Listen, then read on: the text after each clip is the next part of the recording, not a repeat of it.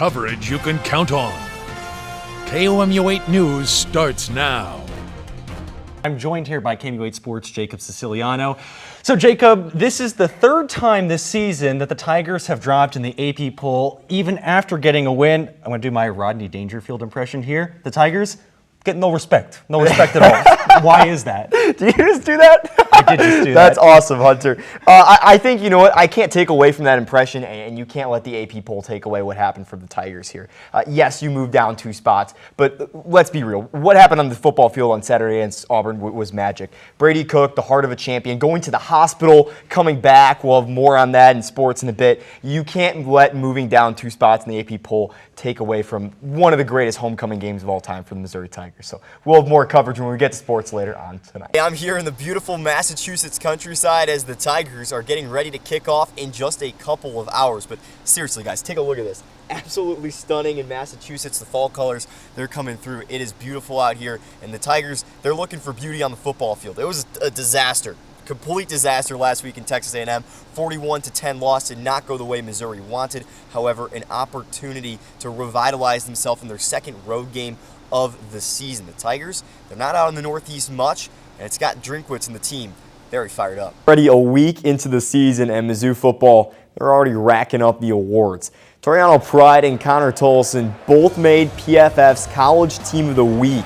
Pride had a huge pick six. You can see it right there in his debut as a Tiger. The East St. Louis native joins T.T. Amos and Deshaun Price as the PFF all-team defensive backs. Connor Tolson, he was great in week 1 as well on the offensive line for the Tigers. The offensive line did not allow a single sack in their 51-0 shutdown of Murray State. So a week after getting blown out in Texas, the Tigers got their revenge in Massachusetts. KOMU8 sports reporter Jacob Siciliano joins us live from outside McGurk Alumni Stadium with more on the Tigers' victorious road trip. Jacob. Hey, Eric. I'm feeling a lot better about the Tigers right now, too, because after nearly 1,200 miles of travel, the Tigers, they're returning home to Missouri victorious in a 45-3 win. How'd they do it? They started fast. Luther Burden got started on the second play of the game, scoring and helping Missouri to 2 first-quarter touchdowns.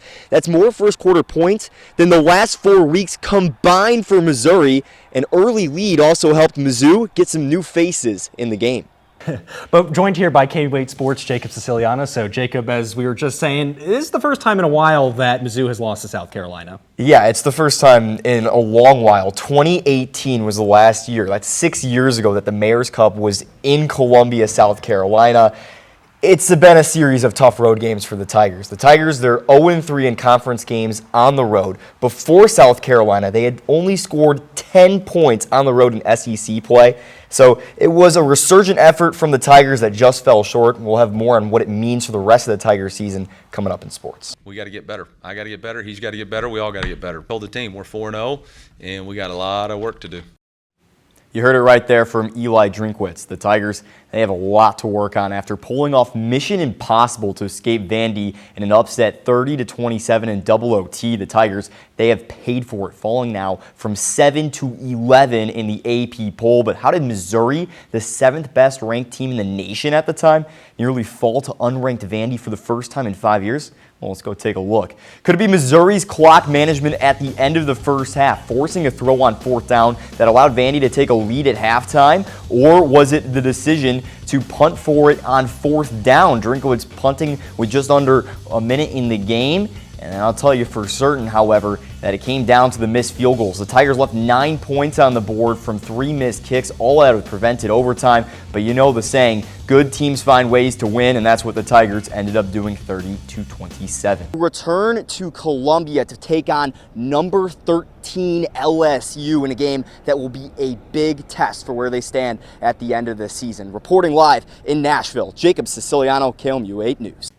And while a breakup is always tough, and while it hurt to see former Missouri defensive coordinator Blake Baker leave Mizzou for LSU, we get to be like a crazy ex and stalk him on Sunday Night Football. Yeah, that's right. I'm just kidding, but Blake Baker making his LSU debut against USC, and to no one's surprise here in Columbia, Baker's defense was balling out. They held the Trojans, an offensive team, to just 10 points in the first half. The game, it just went final in favor of the Trojans, 27-20 in a great one.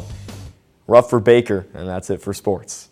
Mizzou football won their first road game of the season yesterday, beating UMass 45-3, moving up 2 spots into today's AP poll. KMUH's Jacob Siciliano made the trip up north with the Tigers and found a surprising amount of fans in black and gold there to celebrate the big win. When you hear the call, you know what to find. Even 1,200 miles from home, its call still rings. It rings for Tiger fan Ron Lacone, who made the trip in his car from Lee Summit in Missouri, all to carry on a Saturday tradition. Yeah, we drove. So 17 hours. Yeah, we got a tailgate, man. But Tiger fans found their way to Amherst from even further. Take Derek Baldwin, who came all the way from western Colorado with his 30-year-old Shakespeare's Cup. Like the early 90s somewhere. All to reunite with his college roommates. It feels like we're back. Like this could be a Columbia Saturday, you know? For Missouri grads Sherry and Kevin Johnson, who now live out east, Tiger fandom runs in their blood. We're huge Tigers fans. Our family, we have 4 generations of our family that went to Mizzou, so we're all in for Mizzou, whatever. But for the Dixon siblings, their blood stands divided. We're gonna be a few seats apart from each other, I think. Probably. Because of these fans, and more, the seats at McGurk Alumni Stadium were stained with gold. Yeah, they have an undying passion for Mizzou football and our football team, and they believe in our team, and we appreciate that belief. Lacone believes, but he had one ask of the Tigers. I know Mizzou, we need that offense to roll. Come on, Brady Cook. And roll it did, putting up 45 points and 450 yards of offense in a treat for the fans that made the trip to Massachusetts. Reporting from Amherst, Massachusetts, Jacob Siciliano, KMUH News, Columbia. Welcome back to Mizzou Extra. The Thicker Kicker is a nickname that echoed across Columbia for 4 years. Harrison Mevis created a pretty good legacy for himself as a Tiger. KMUH's Jacob Siciliano shows us how his successor is becoming capable of following in Mevis' footsteps.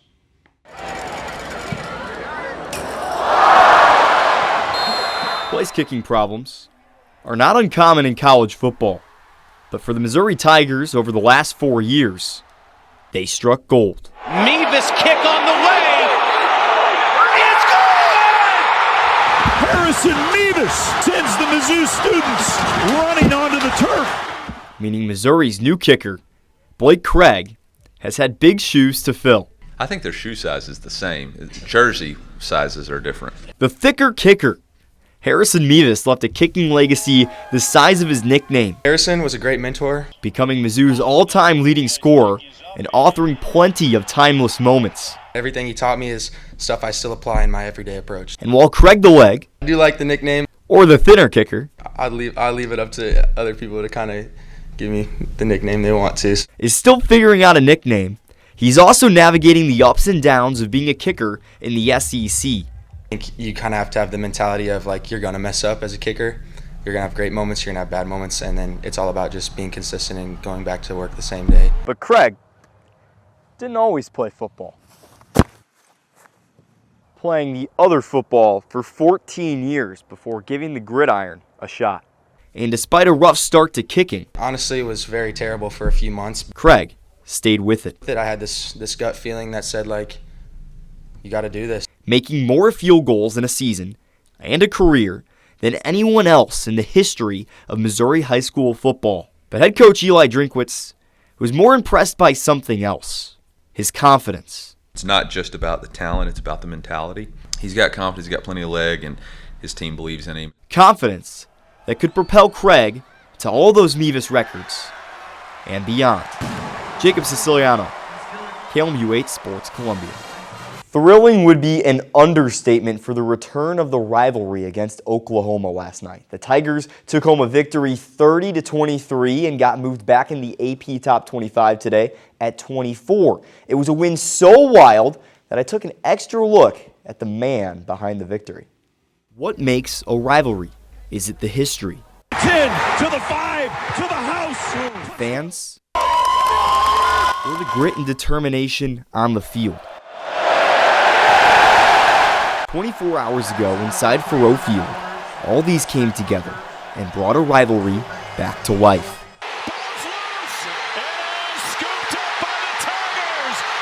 A renewed rivalry that had been circled on quarterback Brady Cook's calendar. He's been dying to play in this game his whole life. But with Cook injured and unable to go, in the offseason, it was his background for a long time. Backup quarterback Drew Pine took over. You know, I told him I'd do everything I could to go win that game for him. And despite a rough week at Alabama, throwing for 3 interceptions. At this point, I got 2 options as a man: curl up in the ball and whatever, or grind as hard as I can and get better. He bounced back, throwing 3 passing touchdowns and leading the Tigers to a magical win over one of their oldest of foes. He's a true warrior. Honestly, his name was called, he stepped up, and he delivered for the team. 2 of those touchdowns went to Theo Weiss Jr., who switched sides. You know, I still got a lot of friends over there. Transferring to Missouri from Oklahoma after his junior year. Being there for 4 years and, you know, just going through what I went through there, I really just wanted to put everything on the line tonight. And while Weiss had extra motivation, so did Pine, in 62,000 screaming fans. Oh, sick. I mean, our fans are awesome. I mean, our fans are so genuine and so awesome. And, you know, it's a real college atmosphere. It's those fans that Eli Drinkwitz says needs to get behind whoever starts at quarterback, as the Tigers look to keep their playoff hopes alive in Columbia, South Carolina, and keep the Mayor's Cup right here in Columbia, Missouri. Jacob Siciliano, KMU8 News.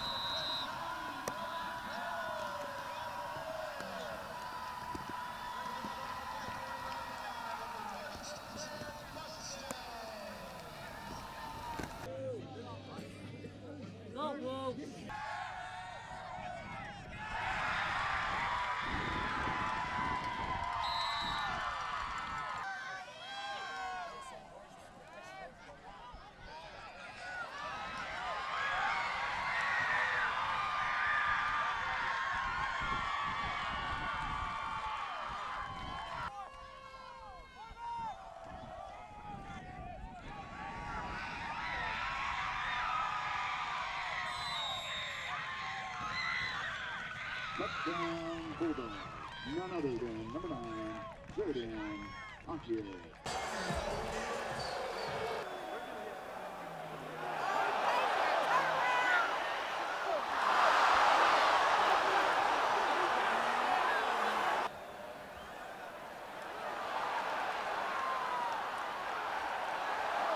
Larry